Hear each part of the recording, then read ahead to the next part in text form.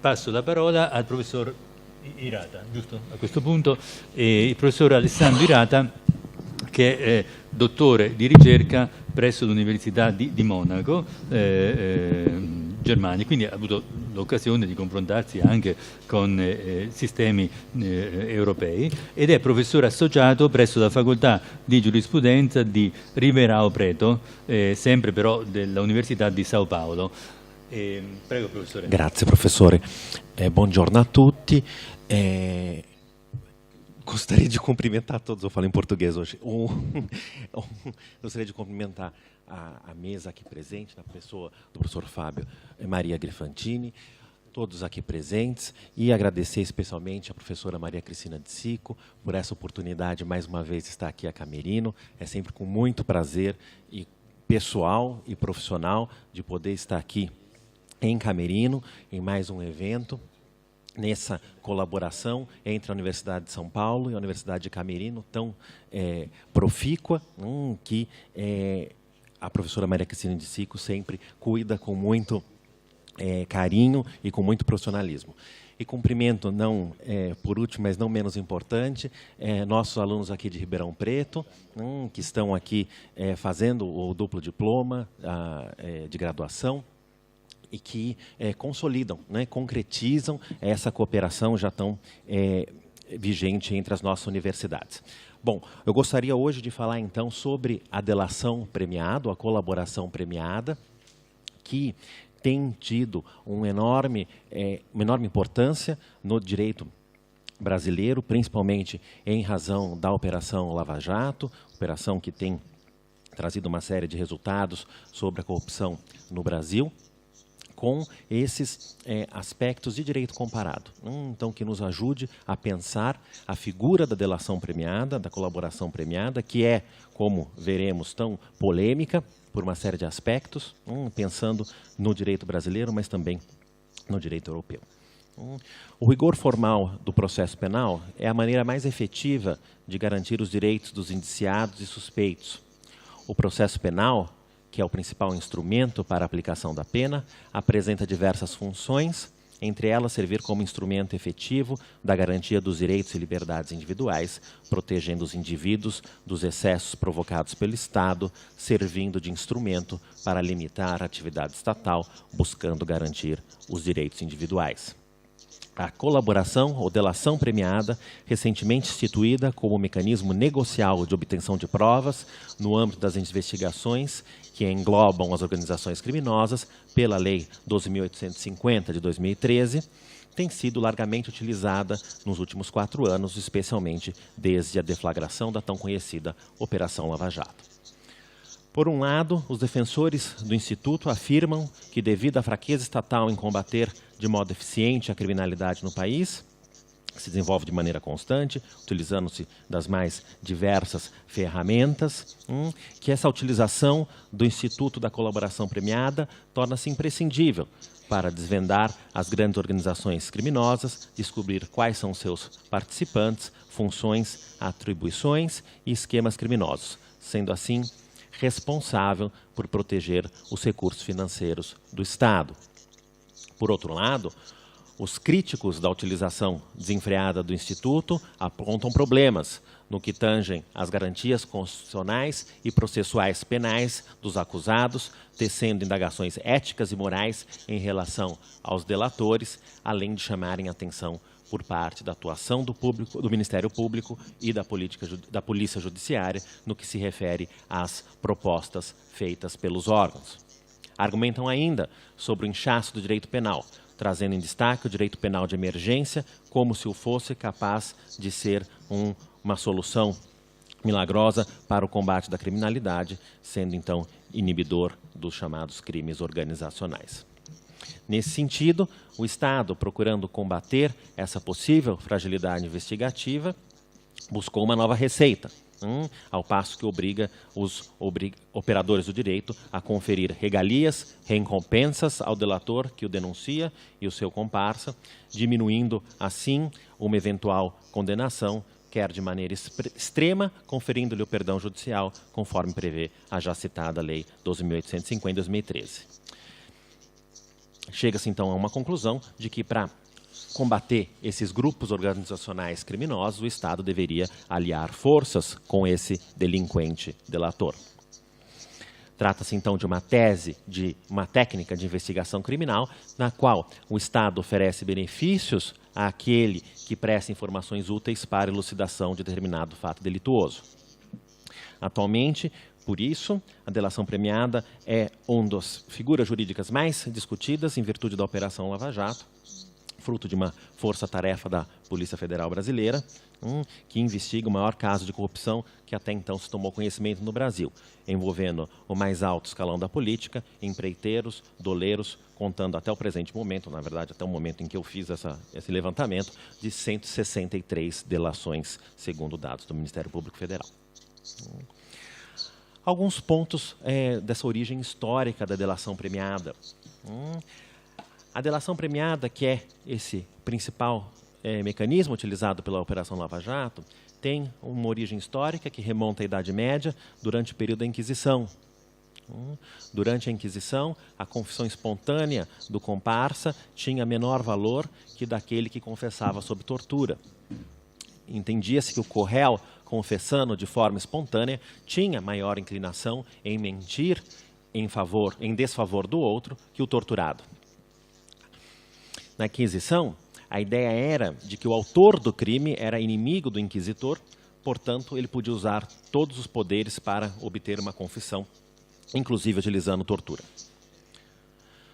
No ordenamento jurídico brasileiro, a delação premiada surge pela primeira vez nas ordenações filipinas, que traziam uma parte específica sobre a colaboração premiada, essa era a nomenclatura utilizada, ao tratar do crime de falsificação de moedas, onde aquele que desse prisão a outro poderia ser perdoado, independentemente se o acusado estivesse envolvido no crime em tela ou cometido outro crime.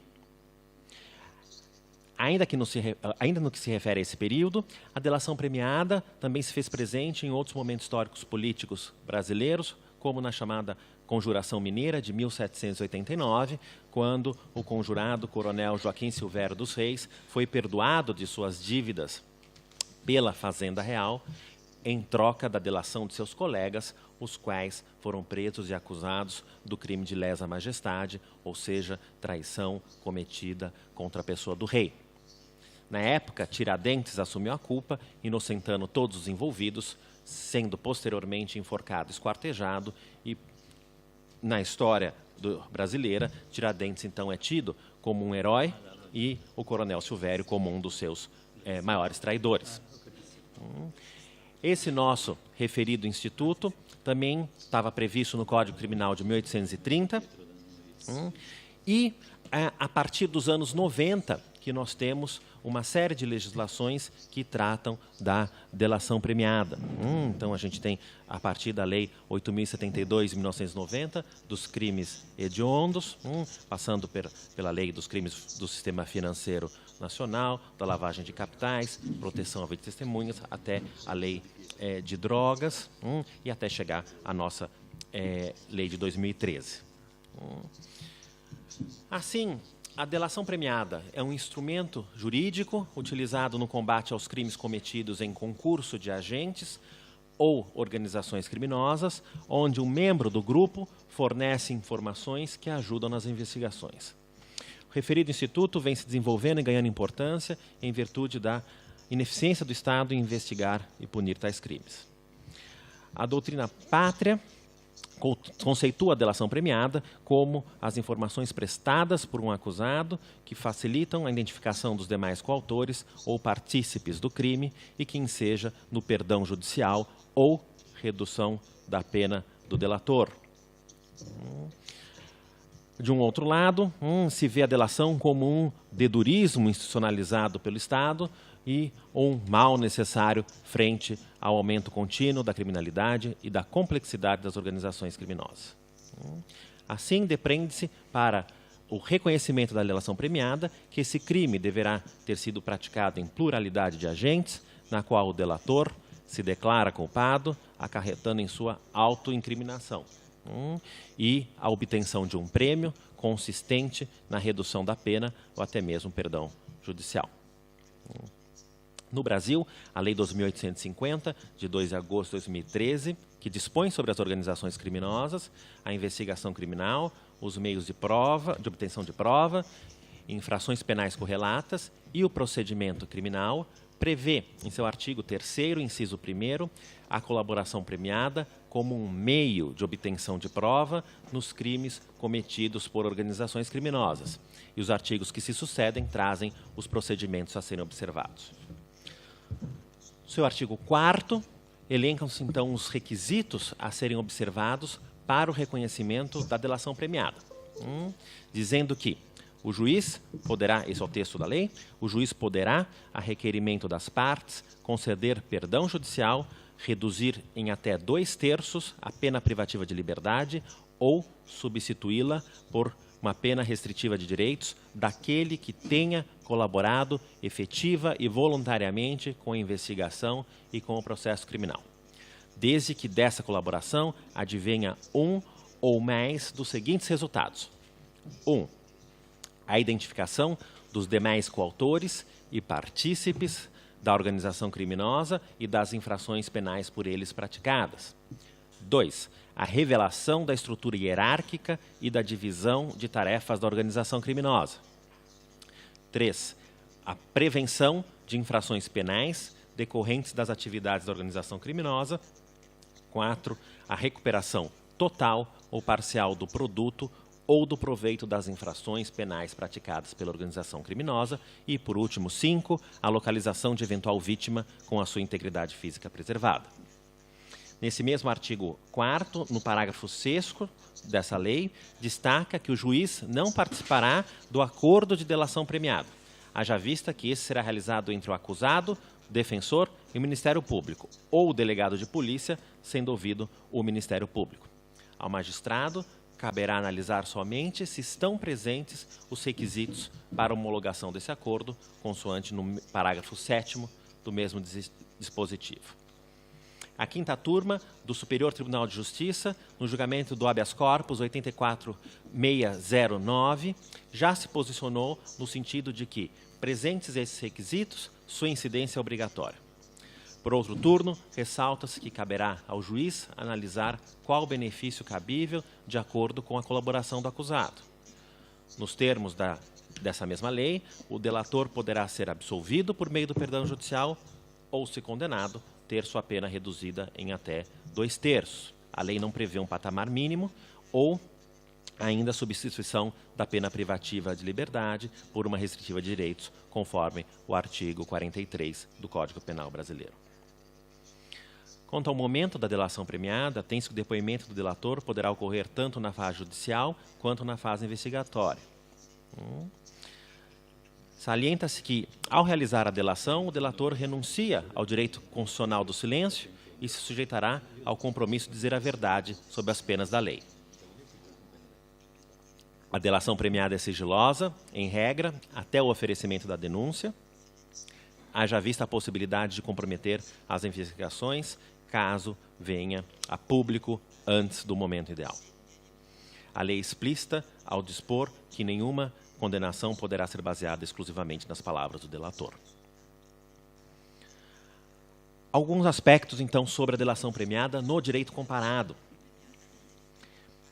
Obviamente que a dificuldade de investigar os crimes cometidos com pluralidade de agentes não é uma exclusividade brasileira, razão pela qual é importante trazer essa forma de conhecimento ou pensar essa forma de tratamento do Instituto nos mais diversos países. Na Inglaterra, a delação premiada foi admitida na figura do colaborador processual, no caso The King versus Rudd, em 1775, onde a acusada delatou seus comparsas em troca da isenção da pena, testemunho conhecido como Crown Witness. Com o passar das décadas, os ingleses foram aperfeiçoando sua legislação, chegando à Lei de Combate ao Crime Organizado, intitulada de Serious Organized Crime and Policy Act de 2005, legislação esta que prevê em seu capítulo 2º, 2.71, o instituto denominado Immunity from Prosecution, o qual abre a possibilidade para o promotor, a fim de efeitos de investigação ou repressão a qualquer infração penal, premiar qualquer pessoa com a imunidade de acusação em troca de informações úteis à apuração de delitos.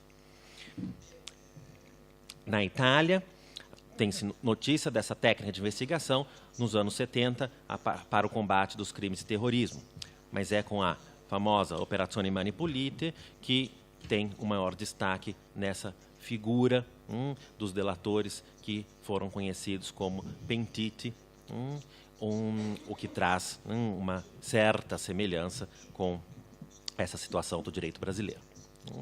Nos Estados Unidos da América, a delação premiada existe como uma resposta prática à sociedade num modelo conhecido como plea bargaining, onde o representante ministerial preside a coleta de provas no inquérito policial e faz a acusação perante o judiciário.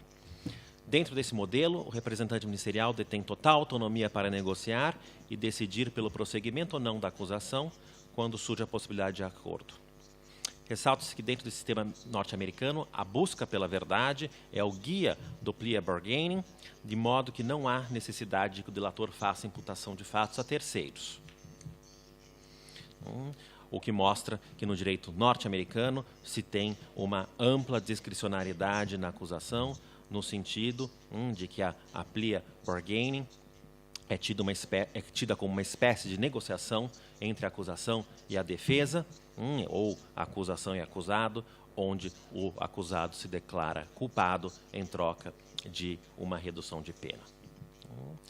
Então, pode-se ver que essa delação premiada é uma figura presente, mesmo que de formas diferentes, em diversos países, tendo, então, uma disciplina peculiar em cada ordenamento jurídico. Para o direito brasileiro, ou, mais precisamente, para a Operação Lava Jato, se vê uma forte influência do direito norte-americano. Essa delação premiada do direito brasileiro hoje tem um forte viés do sistema anglo-americano, não sendo típica do nosso sistema de direito penal. Alguns aspectos agora da Operação Lava Jato. A Operação Lava Jato é um conjunto de investigações realizadas pela Polícia Federal Brasileira, que teve início em 17 de março de 2014 e encontra-se atualmente em andamento perante a Justiça Federal de Curitiba. Trata-se da maior investigação contra a corrupção já presenciada na história do país.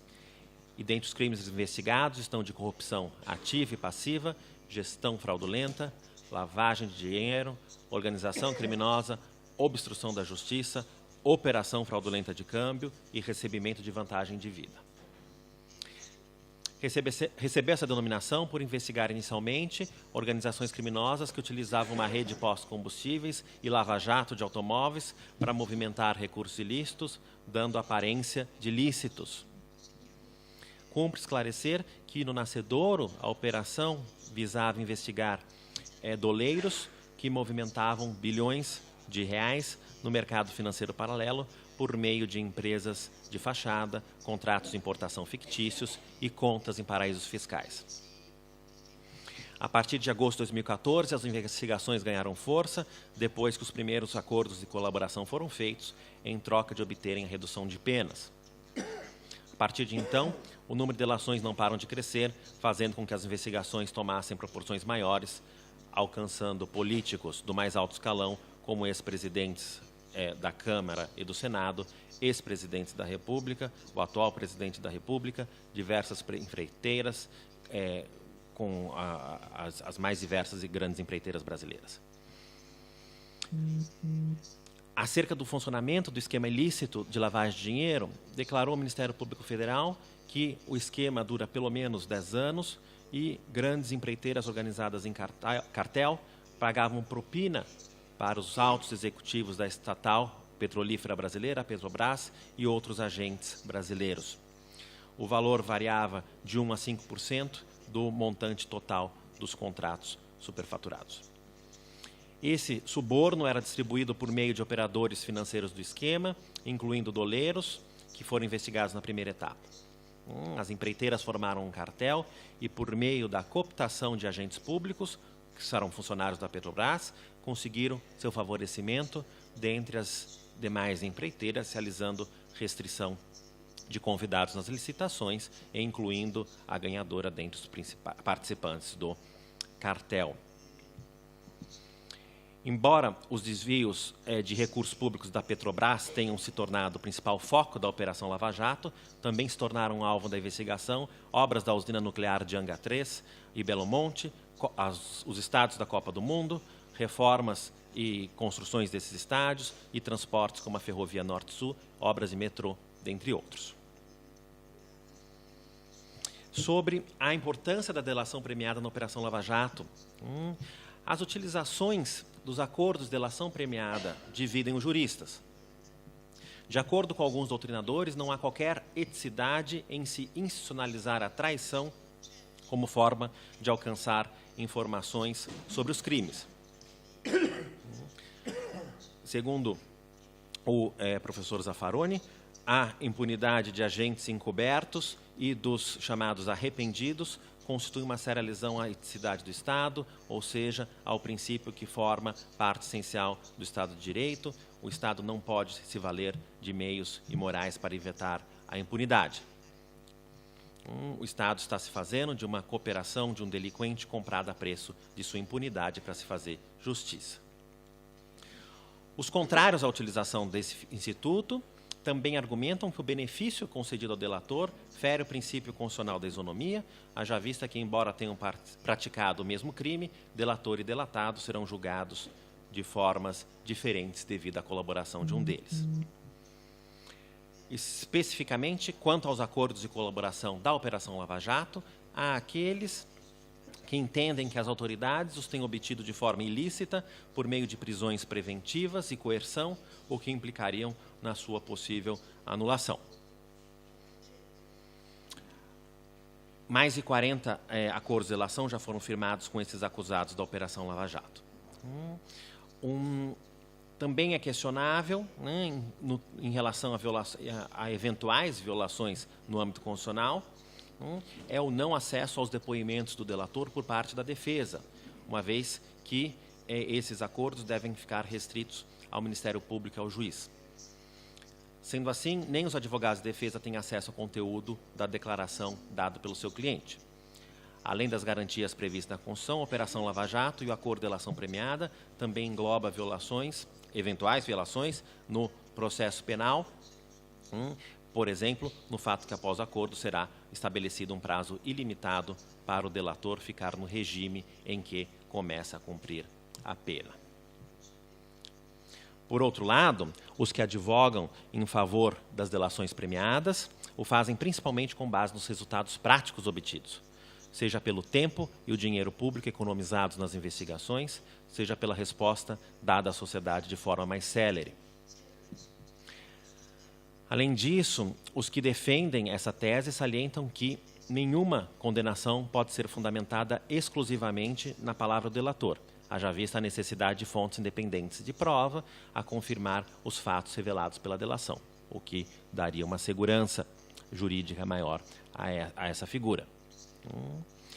E apesar dessas críticas ao Instituto, percebe-se que na Operação Lava Jato, os avanços só foram obtidos após essas delações. Provavelmente, sem o uso das delações premiadas, não teria havido a desestruturação da organização e somente teriam sido condenados os que já se encontravam em sua base, jamais se chegando ao conhecimento público, os integrantes do topo dessa cadeia criminosa. Assim, apesar dos aspectos negativos, do ponto de vista funcional, essa figura jurídica é tida como fundamental no combate à criminalidade contra o crime organizado, especialmente aqui na Operação Lava Jato. Aqui, o Ministério Público Federal reconhece que, se não fossem esses acordos de colaboração pactuados, o caso não teria tido nenhum tipo de repercussão. Se tinha provas antes disso, há propinas inferiores a 100 milhões de reais. Hoje são investigados dezenas de agentes públicos, além de grandes empresas, havendo evidências de crimes de corrupção envolvendo valores muito superiores a 1 bilhão de reais. E já por meio desses acordos de colaboração, se alcançou recuperação de cerca de meio bilhão de reais. Há apenas alguns números aqui. a respeito desses efeitos práticos, consta que foram firmados até o momento 163 acordos de colaboração premiada, 10 acordos de leniência, que resultaram em 71 denúncias contra 289 pessoas, sendo que destas 113 foram condenadas. Procurei trazer aqui um panorama dessa colaboração premiada no direito brasileiro, trazendo argumentos contra e a favor, o que são muito debatidos pela doutrina penalística no direito brasileiro. Existe claramente pontos positivos em relação à eficácia desses acordos, mas também diversos pontos polêmicos e muito discutíveis nos que tangem à proteção de garantias e direitos individuais consagrados pela Constituição, o que traz sempre bastante discussão, o que nos permite discutir para entender melhor essa figura. Aqui a minha ideia era exatamente disso, de trazer esses aspectos também de direito comparado para se poder levantar a discussão sobre essa figura que tem sido cada vez mais utilizada no nosso direito. Muito obrigado.